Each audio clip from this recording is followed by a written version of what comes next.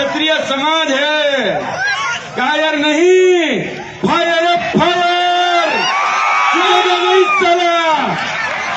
સમય મર્યાદા બહુ છે એટલે આપણે આ ડાયલોગ ઉધાર લેવાની જરૂર છે જ નહીં, કેમ કે આપણે રાણાના વંશજ છીએ અને મહારાણા પ્રતાપ એના જીવનમાં સાબિત કરીને બતાવ્યું કે ભાઈ ચેતક ચૂકે નહીં અને રાણા ચૂકે નહીં।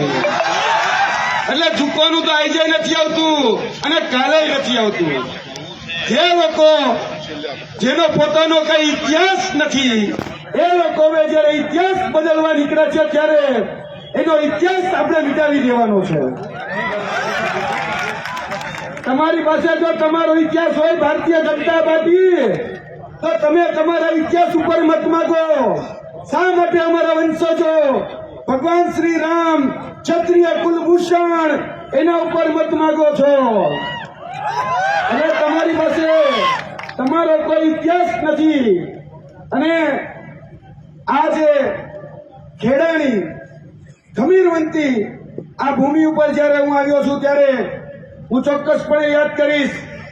સૌપ્રથમ યાદ કરું છું વીર ભાતીજી મહારાજને। બોલો વીર ભાતીજી મહારાજની।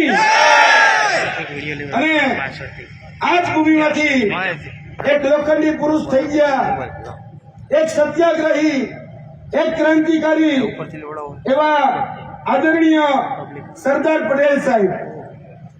આ પાવન ધરતી ઉપરથી હું સરદાર પટેલ સાહેબને પણ યાદ કરું છું, કારણ કે સરદાર પટેલ સાહેબ એમ કહેતા કે તમે ભલે દુબળા પાતળા હોવ પણ કલેજું તમારું સિંહનું રાખજો। આ સરદારને પણ આપણે યાદ કરવા તને આ ભૂમિ ઉપરથી, કેમ કે આ ભૂમિ એ ક્રાંતિકારીઓની ભૂમિ છે, આ ભૂમિ એ સત્યાગ્રહની ભૂમિ છે। અને હવે ઓલા ભારતીય જનતા પાર્ટી પાસે ચાવડા સાહેબ ભાષણના કોઈ મુદ્દા જ નથી રહ્યા, એટલે હવે છે ને ઓલી બહેને વચ્ચે લાવ્યા છે। પણ ઓલા 2020 એવું કહેતા હતા કે તમે અમારા પર ભરોસો રાખો, પણ ઈ જ ભરોસાની બે હવે પાડો જઈનો છે।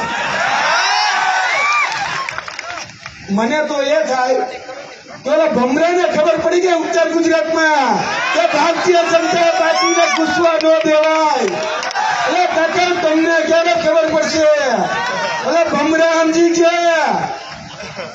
એટલે આપણે જો ભમરા સમજી ગયા હોય તો આપણે પણ સમજવાની જરૂર છે, કેમ કે આપણે આ 13 પુલ તૂટ્યા, આ 25 પેપર ફૂટ્યા, કેમ કે આપણે બધાએ જાણ્યા જોયા વિચાર્યા વગર 156 ને ચૂંટ્યા।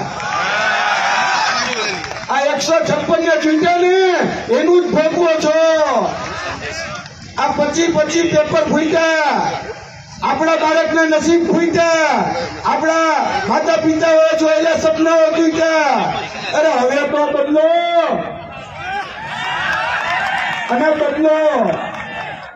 ક્ષત્રિય સમાજનું જેને અપમાન કર્યું છે, ક્ષત્રિય સમાજનું જેને સ્વાભિમાન ગવાણું છે, ત્યારે આ અપમાનનો બદલો લેવો છે।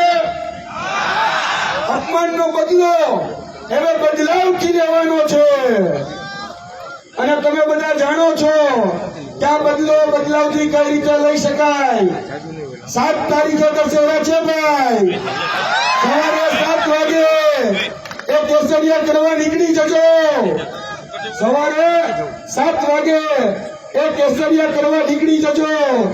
બાકી હવે પછી આગળની જે લડત 7 તારીખ તો અમારા આ બંને ચાવડા સાહેબ સંકલન સમિતિ એવું જ કે છે કે હજી તો આ અલ્પ વિરામ છે। 7 તારીખ હજી તો લડત ઘણી આગળ ચાલવાની છે અને ક્ષત્રિય ક્યારેય પરિણામની ચિંતા કરે જ નહીં। ક્ષત્રિય માટે બે જ છે, કાં તો વિજય કાં તો વીર ગતિ। એટલે અમે એક અહીંથી નારો લગાવવા માંગુ છું આજે, જે મને યાદ આવે છે કે 1 કટોરી 10 સમોસા,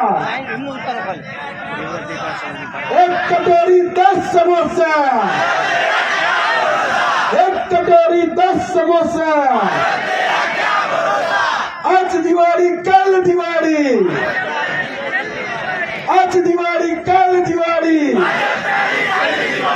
हमारी भूल हमारी भूल हमारी भूल તો હવે ભૂલ સુધારવાનો સમય આવી ગયો છે બરોબર આ પસાક ચાવડા સાહેબે નામ પાડ્યું છે એ નામ જરા પૂછીતું લાવું છું અમારા ચાવડા સાહેબ અમને પસા કાકા કે છે પણ આ પસા કાકાએ પૂરેપૂરી ભારતીય જનતા પાર્ટીની પનોતી લગાવી દીધી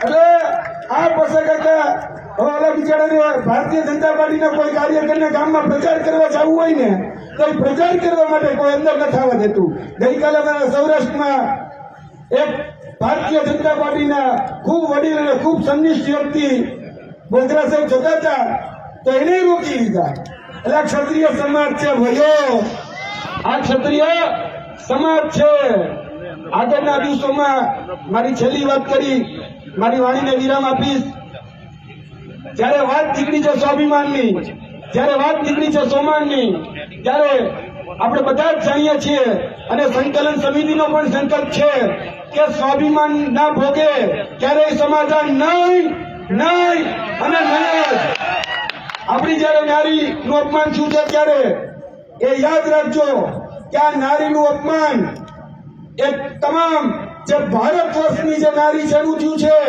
અને ક્ષત્રિય સમાજ આની ફક્ત આગેવાની લઈ રહ્યો છે અને આ ક્ષત્રિય સમાજ જયારે આગેવાની લઈ રહ્યો છે ત્યારે અમે કહેવા માંગીએ છીએ કે જેની કથની અને કરણીમાં ફેર છે જેના હાથીના દાંત ચાવવાના અલગ ને દેખાડવાના અલગ છે એ લોકોને નારી વંદના શીખવાડશે એ લોકો અમને મહિલા સશક્તિકરણ શીખવાડશે એ લોકો અમને શીખવાડશે શક્તિ સ્વરૂપા કોને કહેવાય જે લોકો મણિપુરમાં જઈને મત નથી માંગી શકતા એ અમને મંગળસૂત્રનું મહત્વ સમજાવશે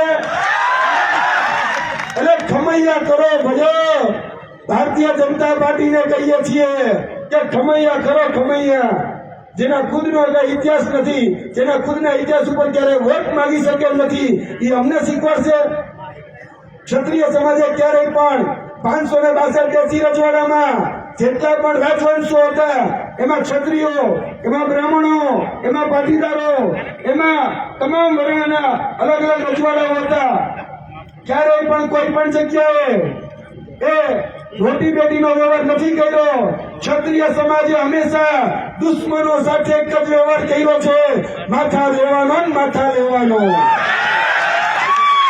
વધારે વાત ના કરતા આપણે બધા જ જાણીએ છીએ કે હવે આ કાર્યક્રમ પૂર્ણાહુતિ તરફ છે ત્યારે બસ એટલી જ વિનંતી કે હવે જે રાજકીય ઉદયો છે એ રાજકીય ઉદયોને 7 તારીખે આપણે જાકાર આપવાનો છે બસ આટલી જ વાત જય હિન્દ જય ભારત જય માતાજી જય ભવાની